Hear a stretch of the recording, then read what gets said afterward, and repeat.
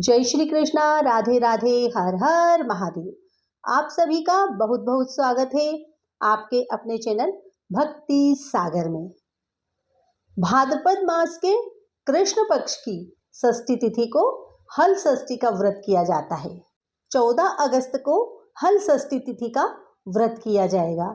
यह पर्व कृष्ण जन्माष्टमी के 2 दिन पहले पड़ता है।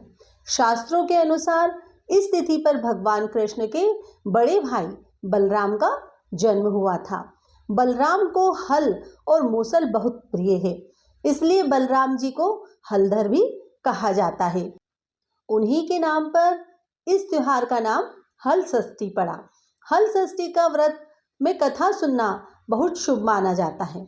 आइए हल षष्ठी व्रत कथा विस्तार से सुनते हैं। प्राचीन काल में एक ग्वालिन थी जो गर्भवती थी और जिसका प्रसव काल बहुत निकट था। एक तरफ ग्वालिन अपनी प्रसव पीड़ा से व्याकुल थी, तो दूसरी ओर उस पीड़ा में भी उसका मन गाय भैंस का दूध बेचने की तरफ लगा हुआ था। ग्वालिन सोचने लगी कि अगर मेरा प्रसव हो गया तो फिर ये गोरस बेकार हो जाएगा। इसलिए ग्वालिन फटाफट उठी और सिर पर दूध दही की मटकी रखकर बेचने के लिए निकल गई। रास्ते में वह किसी झरबेरी की ओट में चली गई और वहां जहां उसने एक पुत्र को जन्म दिया। बच्चे का जन्म देने के बाद उसका मन दूध दही आदि चीजें बेचने में लगा हुआ था, तो वह बच्चे को वही कपड़े में लपेटकर छोड़कर चली गई और गांव की ओर दही बेचने चल दी। संयोग से उस दिन भाद्रपद मास के कृष्ण पक्ष की षष्ठी तिथि थी, यानी हल षष्ठी तिथि थी। गाय भैंस के मिश्रित दूध को उसने भैंस का दूध बताकर पूरे गांव में बेच दिया। उधर जिस झरबेरी के नीचे उस बच्चे को छोड़ा था, उसके पास ही एक किसान खेत में हल चला रहा था। अचानक से किसान के बैल भड़क गए और हल का फल बच्चे के शरीर में घुस गया, जिससे बच्चा मर गया।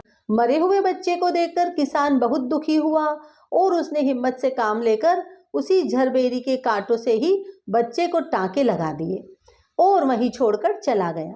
जब ग्वालिन सारा दूध दही बेचकर अपने बच्चे के पास आई तो बच्चे को मरा हुआ देखा। बच्चे को इस अवस्था में देखकर वह समझ गई यह सब उसके ही पाप की सजा है।